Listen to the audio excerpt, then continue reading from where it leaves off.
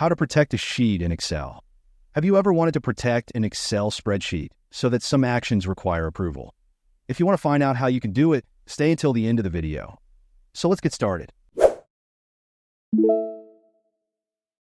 Okay, first of all, we will open the Excel we want.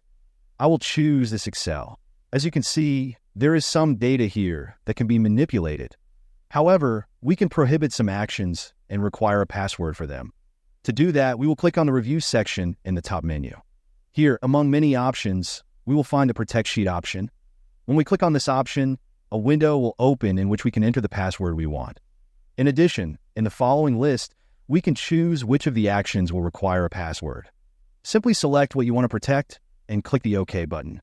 After that, you will need to enter a password for all the actions you marked. That's all.